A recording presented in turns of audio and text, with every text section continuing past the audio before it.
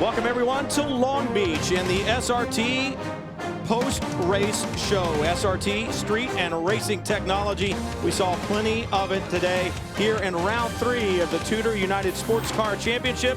It's the Tequila Patron Sports Car Showcase at Long Beach. Welcome everyone. I'm Brian Till, along with Calvin Fish, Dorsey Schrader, Chris Neville, and Darren Law, who were down in pit lane for us today. It was a gorgeous day here at Long Beach, and we expected a great race. We saw a great race, and we saw the different manufacturers running up front. Let's give you a look at the highlights. It was the 0-1 of Chip Ganassi racing the Ford EcoBoost Power on the pole. They ran up front all day long, but 3 wide into turn 1 doesn't work. Yeah, Ricky Taylor forced his way down the inside of Yakkerman, and there was nowhere for John Pugh to go starting from the front row, Dorsey. That was a shame for the Michael Shank Racing car. Was sitting on the outside, watch on board. A little bump there, that seals the fate. Once you get offline here, the car just won't turn. And look at this battle a little further back. John Pugh again. This time Michael Valiente slides underneath him. Pugh, nowhere to go. Nowhere to go. Just wrong place, wrong time once again. Michael being very aggressive there, dives to the inside. Bit a lot of the curb there, and that turned the back end of the 90 Spirit Daytona machine around. And he was able to continue. He was really, really quick. But their day was ruined a little bit by that moment. Unfortunately for Ford EcoBoost, an electrical problem sidelined that after that accident. Bill Oberlin had a great run going, and then on the pit stop, they had to change the mirror because the mirror on the right side, Oberlin took over the car and got back out on track. He was on a tear, but that set them back and really dashed their hopes. It really did, because I think they were definitely on for a podium, if not better, here today. So that will really disappoint Billy Oberlin and Andy Prio, who were the championship leaders coming in. But after the pit stops, it was the number 5, Joao Barbosa, that jumped into the lead. Scott Pruitt said, no, you're not going to keep that for long. And he and Jordan Taylor get past Barbosa. Yeah, scrub tires were really the difference right here. You can see there Barbosa struggling to get the power down. Pruitt has the run, Dorsey, dives down to the inside. Nice clean move, makes it stick, and Jordan Taylor comes with him. Yeah, when you're sitting duck on cold tires around here, there's nothing you can do about that. Traffic was a factor all day long, and it's whether you get it right, whether you get it wrong. Here, this cost Jordan Taylor about a second there as he gets caught out behind Wolf Hensler, and Pruitt is on his way. Boy, but he had a great last lap. He gave it all he had to try to catch Pruitt, and in fact made up that deficit. But getting up and catching and passing, 2 different things didn't happen. One of the keys to the race was Lady Luck, and we talked about the traffic, and they just didn't get the break that they needed. But for Scott Pruitt, Memo Rojas, and Ford with their brand new for 2014 EcoBoost Power in the prototypes, they take the victory from here at Long Beach. Let's head down to Chris Neville with Jordan Taylor. Well, some of the other drivers making their way over to victory lane. Jordan Taylor coming in second today with his brother Ricky Taylor. And Jordan, for quite a while there, last 20 minutes of the race, you took a bunch of swings to try and get up to Scott Pruitt, but traffic just didn't go your way. Yeah, I mean, the Konica car was great. I mean, it's great to get a good finish for them for our first race, but we knew coming into it we didn't really have a chance to battle the 01 or 60 car, just because how well they were running at certain areas of the track. So I think we basically won in our class, and we can look forward to Laguna with some good points. Yeah, we started out the year 36 hours of racing between 2 different rounds. Now we're in that sprint run. What are you looking for in this next run of races? I mean, you just got to be a wild man out there. I mean, we're bouncing off the walls here at Long Beach, and when we go to Laguna, it'll be just the same thing. It's difficult to pass, and you saw at the beginning, Ricky was getting drilled in the back for no reason and ripped off the whole back of the car. So guys are really aggressive for no reason, and I'm sure it'll continue throughout the year. Yeah, strong run by the guys at WTR. And they were strong, but they just came up a little bit short. Dorsey, was the mullet not long enough? Is it? Well, he got one thing wrong there. He said he was getting beat up on for no reason. There is a reason. It slowed his car up. You look at the 0-1, the 10-5, and then Gustavo Yakkerman, Olivier Pla with a good run, Scott Sharp, Ryan Dial. So our P2 cars were 4th and 5th, and we really think that when we go to Mazda Raceway Laguna Seca, they may very well have the advantage when we get there. And at the end of the race, those 2 cars were coming on really strong. We talked about Oz Negri laying down a 16 flat, Pla and Dial low 16s as well. So they had pace at the end of the run, just a bit too far behind.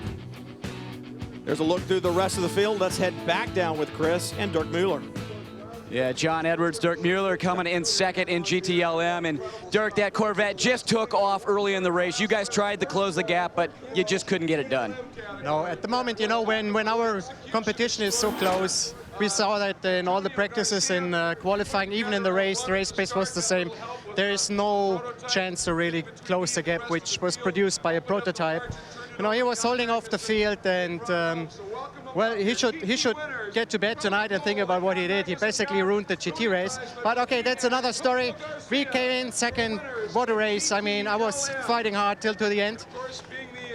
Tommy was really strong behind me in certain places. I was strong in other places, and I knew I can hold him. But it was a tough fought second place, but we're really, really happy. Yeah, good finish for the guys at Ray Hall Letterman BMW, and everything's starting to light up down here in Victory Lane, guys. We'll be back in just a minute.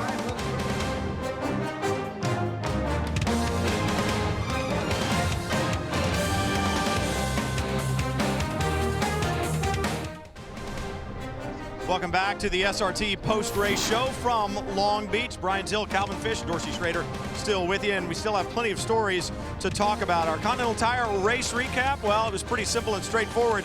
Scott Pruitt and Memo Rojas come away with the victory. So strong here all weekend long. Thing that might be a little bit surprising, 0 cautions. And I know that with a smaller field, guys, it's one of those deals that maybe no full course cautions isn't that expected, but when you come to a racetrack like Long Beach with concrete walls everywhere, you think you might have at least one. Let's talk prototype first. Yes, that Ford EcoBoost power was strong. A little bit of lady luck. We talked about that. Ganassi had it.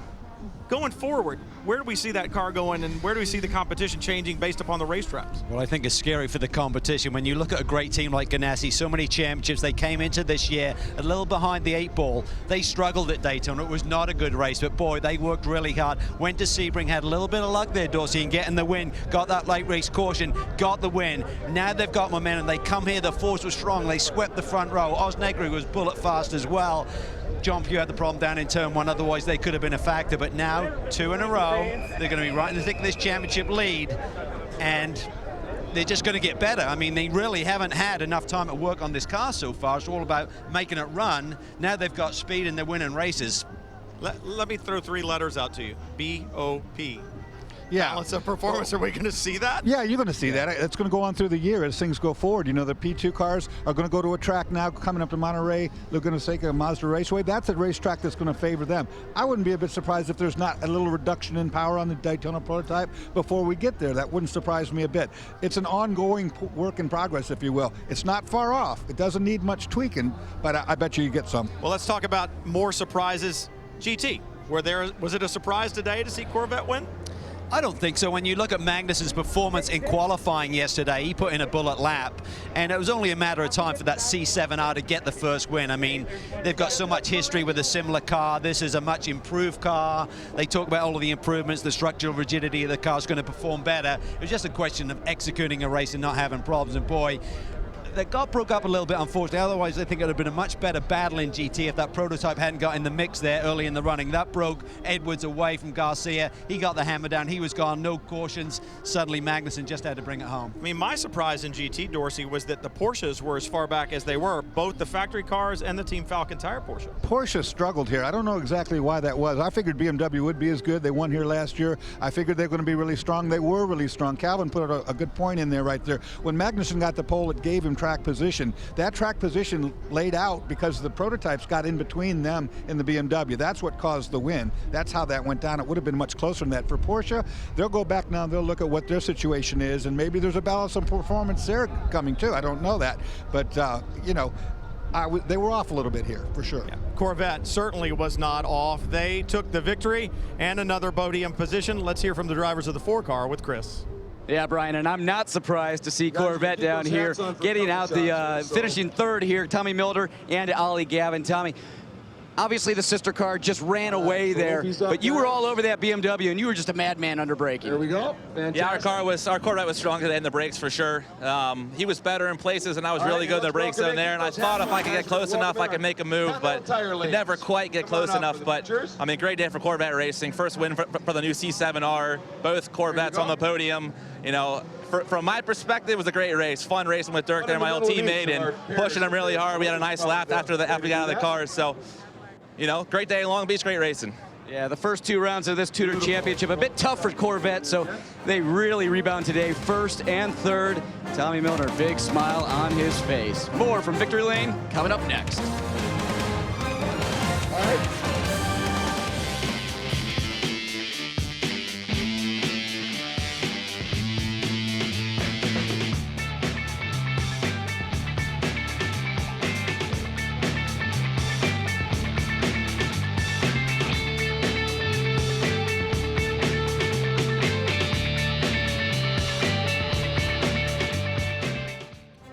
The SRT Post Race Show continues from Long Beach, the Tudor United Sports Car Championship. Round 3 in the books. Long Beach is done, but even though it was a great race here, there is a championship on the line. It's not just about winning one. Let's take a look back at where the season began. We'll go back to Daytona and have a look at Sebring as well. Away we go here at the 52nd Rolex 24 at Daytona. Scott Dixon has held the lead since the green flag. Oh, and a problem. Oh! Huge impact between the 99 and the 62. The 02, the right rear is down. These last pit stops are going to be so crucial. Angelelli needs some help from traffic. João Barbosa will take Action Express to victory lane. Wow. What a motor race. That was fantastic. The hammer comes down, the green flag is in the air, and we're underway at Sebring. Drama here at Sebring. That's the number 33, which exploded in flames. Oh, no! He pulls literally into the middle of the racetrack. Oh, massive wreck. Big crash. This is a big one, guys. Oh, here we go. Oh, here we go again. Oh, no, you could see that coming. Some of these drivers are just making absurd decisions. And you can feel the intensity starting to pick up now. Sparks still flying, and it'll get more dramatic as we get into the nighttime hours. And Memo Rojas takes the lead from David Brabham. It's Marino Franchitti taking Ganassi back to the top of the podium at Sebring. It's a dream come true, is all I can say. Bert Bergmeister will make it complete. 2 for 2 times 2 for Core Autosport. Wow. Well, I said it's not just about race wins, but hey, if you can win Daytona or Sebring, those are wins you want. And more importantly, it's about championships. There's a driver championship on the line, but there is also the North America Endurance Cup, the Tequila Patron North America Endurance Cup on the line. Daytona and Sebring both a part of that. In prototype, Action Express Racing leads. GTLM 911 Porsche from North America. Porsche North America leads. Prototype Challenge, the 54 from Core Autosport. And in GT Daytona, the 555, now run by AIM Autosports, leads in that championship. Let's head back down to the paddock with more stories and some thoughts from SRT with Darren Law. Beth, you guys had a great start to this season. The Vipers finished on the podium the first 2 races. This one didn't go exactly as you wanted, but you've had a great run and the cars are going well. The manufacturers are really heavily involved in this program. Yeah, absolutely. This series, the Tudor United Sports Car Championship, is so manufacturer-driven, and we are really happy to be here and compete against the best brands in the world. Not the best result for the SRT Vipers today, but certainly not for a lack of trying. The 93 car retired with a driveline issue. The 91, though, although we started at the back, we took out tire penalties, so I don't know if everybody realized that. So we did start very much at the back. But the 91 did make its way all the way up to 5th, and it had a few different battles and passed some cars middle of the race, so we were all cheering that on, but ultimately didn't go our way. Well, it's a great venue, and you're fighting against a bunch of great manufacturers, and you have a great set of drivers. So we'll see how it goes at Laguna. Chris Neville. Well, João Barbosa, Kristen Fittipaldi leading the championship in prototype. And João, you look like you were in a great spot today. In fact, the team was able to get you out in front of the 01 car after that pit stop. But then you and Scott Pruitt going at it, you just had some cold tires. It was a tough fight. Yeah, it was a tough race. I mean, it was really competitive. Fortunately, my team did an amazing job. Action Express did an amazing pit stop. I just went out there. We made a good gain in the pit stop, but you know, the Continental tires are great, but just took a little bit long to come in. And Scott had the speed. You know, obviously we all could see that they had the speed today, and they were super fast. But I mean, it was a really good points day for us. The car was really good on clean air. Continental tires were good until the end, you know. But it's one of those things. 3rd place is a great place, but I'm actually a little bit disappointed. We want a little bit more. But it's a great points day for us. I mean, we finished 3rd. today, and we've been on the podium in every race since we start, and we're looking strong for the championship and really looking forward for the next race. Yeah, this Action Express team really looking great. You guys came out of the block strong, the win at Daytona, backing it up with a third at Sebring, a third here today. You've got to feel great about this season ahead. Yeah, I mean, I'm really looking forward to the Action Express guys. Have been doing a tremendous job every race, and this was a new race for us. We haven't been here before, and we had a really strong car on clean air, like I said before, but you know, I'm just really anxious to the rest of the series, and it's been so competitive. You know, it's really anxious to drive in the next races. Yeah, the 5 car just starting the season so strong. Darren. Patrick. Dude, I wish I was here talking about a win with you, but great, stellar run. You know, we talked to both Bill and you at the start of this thing. You guys ended up fighting all the way to the end. We saw some lockup. You guys were nose to tail. It looked like a great battle. Yeah, I'm not sure what happened to them. Somehow we jumped them in the pit stop, I think. I didn't have a radio for my whole stint. I wasn't sure what the strategy was going to be like, so I just drove it as hard as I could. I was out of tires at the end. He was really quick in the mechanical grip sections, sort of 10, 11. We were good on the straights and in the higher speed corners, so held him off. We've been having some good wars lately. He had more horsepower than me last year in the Grand Am, so it's good to have a few more ponies on him here. But yeah, 4th and 5th isn't the best day for us, but we persevered through it, and good points saved for us. All right, looked like a lot of fun out there, man. And I think the thing that's important, they talk about points. Christian Fittipaldi said in an earlier interview, when we go to Long Beach, we need to make sure that we come out of there with good points because you can throw it away. Yeah, speaking of both those camps this weekend, Action Express and the factory Porsche squad, they talked about that. They just wanted to survive this one. You can really dig yourself a deep hole if you have problems or put it in the fence, Dorsey. You know, top 5 for Porsche, top 3 for Action Express. I think they'll be comfortable with that. I definitely. I mean, you come out of here with points. That's what you came to do. The higher up, the better. But these are street courses, and they can bite you, and they bite you all the time. Having 2 professional groups here made that a lot easier for everybody concerned, because there'd have been a lot more carnage if it would have been run the whole way through with all the cars. And good, intelligent decisions, great close racing. We saw it all day long from the drop of the green all the way to the checkered flag. It's what we've come to expect in the Tudor United Sports Car Championship. We'll be back with more on the SRT Post Race Show from Long Beach right after this.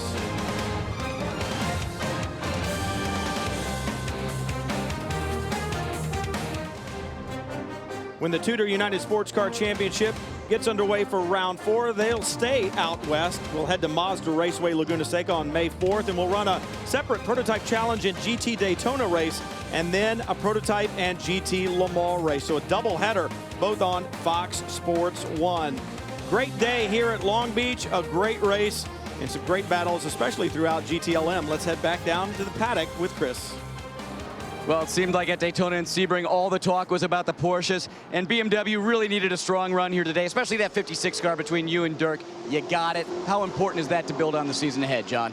Well, it's crucial. It's still early. This is only the 3rd race of the year, and contrary to some earlier years with the ALMS series, this race is worth the same as Daytona and the same as Sebring, despite it only being an hour and 40 minutes. So this was really important. We had to push and pull off a good race here. We made up a lot of ground in the championship. Even though we didn't win, we made up a lot of points on well, our teammate and as well as the Porsches. So we're looking to be back in the fight, and it's my first Long Beach podium, so I'm excited. Well, you needed the good run. You got the good run. Congratulations. Bill, we talked at the beginning of the race, man. You had the car. It was fast. The pit stop was unfortunate with what happened, but the end of the race was a really good battle between you and Patrick. It looked clean. I said this was going to be a war, and at the beginning we had a great weapon. I pointed, it wasn't me, we pointed the weapon at ourselves and we pulled the trigger and took ourselves out. Andy did a great run. As he entered the pits, he took off the right side mirror. Okay, that puts us all the way to the dead last. I start coming up, I catch Pat Long, and we have this battle, nose to tail, the whole race. They have more power, and I can't get by. And catch him in the twisty stuff would have been a real high-risk move to get by. I was very fair with him. I could have stuck it in there and risked his car and my car. I hope he pays me back one day when we're the other way around, but that's great. It was great racing. All right, guys, and so did they have to pull the whole door off? Yeah, it's a crazy design, but first they stared at it for 4 seconds, then they ran and got another door, pulled this door up, put that door on. By the time we're done, I bet you it's 20 seconds lost, put us back to probably dead last, and then we had to start coming back up to the field again. Very frustrating. You guys know in a short race like this, that's totally costly. Back to the booth. I think he aimed for Patrick a couple of times, just missed him. I was The last time, for sure. I think he pointed the weapon. He just didn't pull the trigger very well. Yeah. Because there were a couple of times, Bill Arberlin, yeah, I'd like to see the front end of that BMW. All right, there's a look at your unofficial driver points for the prototype point standing. Christian Fittipaldi's, Rob Barbosa. We talked about, hey, they collected points again, and what's it do? It keeps them in the top of the championship lead. Ominous though, Pruitt and Rojas just 5 behind after their disaster at Daytona. Absolutely. BMWs, Bill Arberlin, you give him the championship lead, he's going to do everything he can to stay there, even if they have a bad day. But, man, it is tight in GTL. 10 drivers within 6 points. That is an awesome championship battle right there. And here's the thing, guys. Nobody's came out of here with a goose egg. Nobody came out of here with no points, and that could have killed you. So this still goes forward now. I think everybody's looking to this championship saying you can't afford to leave any racetrack with 0, and that's going to lead to some fantastic racing all year long. We saw a great one from here at Long Beach. I'm really looking forward to Mazda Raceway Laguna Seca. It should be absolutely awesome. The West Coast part of the trip always is. For Dorsey Schrader, Calvin Fish, Chris Neville, Darren Law, thanks for joining us from Long Beach, the SRT Post Race Show. We'll see you next time for the Tudor United Sports Car Championship. So long, everybody.